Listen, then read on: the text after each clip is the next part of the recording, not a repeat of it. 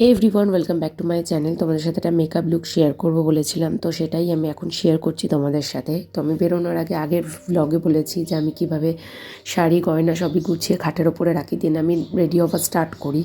তো ফার্স্টে আমি ময়শ্চারাইজার আগে ফার্স্টে ফেস ওয়াশ দিয়ে ভালো করে মুখটা ধুয়ে আমি তখন স্ক্রাবিংও করে নিই, যাতে খুব ভালো একটা এফেক্ট দেয়। সেই জন্য স্কিন কেয়ারটা ভীষণ জরুরি মেকআপের আগে। তো আমি ময়শ্চারাইজার, তারপরে হচ্ছে প্রাইমার, সমস্ত কিছু লাগিয়ে নিয়েছি, আইব্রোসটাও করে নিয়েছি। দিয়ে তারপরে আমি এখন আই মেকআপটা করছি। একটা ব্রাউন শেড নিয়ে চোখের ওপরটা একটা ডেপথ করার জন্য আমি ভালো করে আইশ্যাডোটা দিয়েছি। দেন ওটাকে খুব হালকা হাতে ব্লেন্ড করলে ভালো। আর দেন তারপরে আমি একটা পিঙ্ক কালারের আইশ্যাডো নিয়েছি। দেখো আমি অনেকগুলো কালার একসাথে মিক্সড করে চোখের আইলিডটাতে দেব। দেন তারপর একটা ডার্ক কালার নিয়ে আমি কর্নারটাতে ভালো করে ডেপথ আনার জন্য একটুখানি লাগাবো। এটা মানে একদম যাতে চোখটাকে ভীষণ ব্লেন্ড করবে প্রত্যেকটা আইশ্যাডো, নাহলে দেখতে খুব একটা ভাল লাগবে না, মনে হবে সব কিছু থোপড়ে থোপে দেওয়া হয়েছে। তো এটা আমি করে করে করে করে আগে আমি হাত দিয়ে করতাম, এখন আমার ব্রাশ হয়েছে, কিন্তু আমি আগে হাত দিয়ে আঙুল দিয়েই করতাম। আঙুল দিয়ে আমার মনে হয় বেশি কমফোর্টেবল। তো আমি এইরকম একটা ছোট্ট ব্রাশ নিয়ে ওই একদম কোণটাতে দেখো একটা ডার্ক কালারের আইশ্যাডো নিয়ে ওটাতে দিয়েছি। দেন তারপরে আমি একটা প্রেস গ্লিটার নিয়েছি। আমার শাড়ি যে শাড়ি কালারটা পরবো সেই শাড়ির কালারেরই একটা প্রেস গ্লিটার নিয়ে আমি চোখের ওপর লাগিয়েছি। এই কালারটাই আমি সাইডে লাগিয়েছিলাম, তো ওই ডার্ক কালারটা নিয়ে আমি চোখের নিচটাই দিচ্ছি।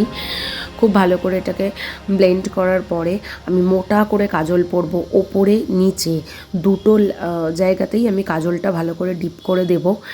দেন তারপরে আমি যে ওই কাজল আর আগের ওই যে আইশ্যাডো দুটোকে একসাথে ব্লেন্ড করব, তো এটা দারুণ একটা বোল্ড লুক আসে।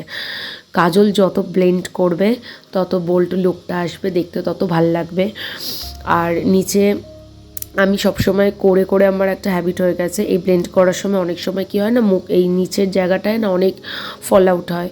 তো ওই যে আইশ্যাডো যখন পরে না ওই জায়গাটা দাগ হয়ে যায়, তো ওই জায়গাটা একটুখানি ফেস পাউডার দিয়ে তারপরে করলে, পরে ডাস্ট অফ করে দিলে দেখতে খুব ভাল লাগে, না হলে মুখের ওই জায়গাটা দাগ হয়ে যায়। তো আমি করে করে আমার একটা হ্যাবিট হয়ে গেছে বলে ফল আউটটা হয়। তো আমি খুব হালকা হাতে ওটাকে ডাস্ট অফ করি। দেন তারপরে আমি একটা সিলভার আইশ্যাডো নিয়ে চোখের ইনার কর্নার, ব্রাউন এইগুলোতে দিয়েছি। তো বেশ আই লুকটাকে পপ আপ করছে। আমার সিলভার কালারে চোখের ওই সাইডটায় দেওয়ার জন্য আমার মনে হচ্ছে আই লুকটাকে আরও বেশি বোল্ড করছে।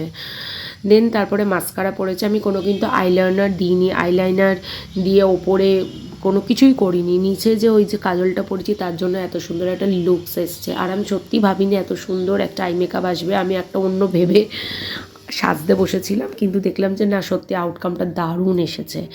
দেন আমি লিপটাকে লাইন করলাম, ভাবছি একটু গ্লসি লিপ করব শাড়িটার সাথে।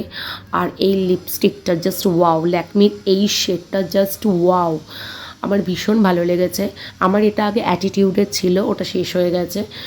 তো এটা দারুণ কালারটা আমার ভীষণ ভালো লেগেছে। তো এই ডট অ্যাঙ্কির যে গ্লসটা আছে সেটা আমি এর ওপর দেবো হালকা করে, এত সুন্দর এফেক্ট আসে না, জাস্ট কি বলবো। আর তুমি খাও যাই হোক, ওই গ্লসি এফেক্টটা তোমার থেকে যাবে। আমার বিয়েবাড়ি থেকে আসার পরে তোমাদের আমি যেটা মেকআপ রিমুভটা দেখিয়েছিলাম, আমার কিন্তু মেকআপ অ্যাজ ইট ইজ ছিল। দেন তারপরে আমি একটুখানি ব্লাশার লাগাবো। আমার ব্লাশার যেটা রয়েছে না, ব্লাশার যেটা রয়েছে সেটার মধ্যে না একটু শিমারি এফেক্ট রয়েছে, যে জন্য আলাদা করে আমি হাইলাইটার লাগাইনি, খুব হালকা হাতে আমি ওইটা লাগিয়েছি।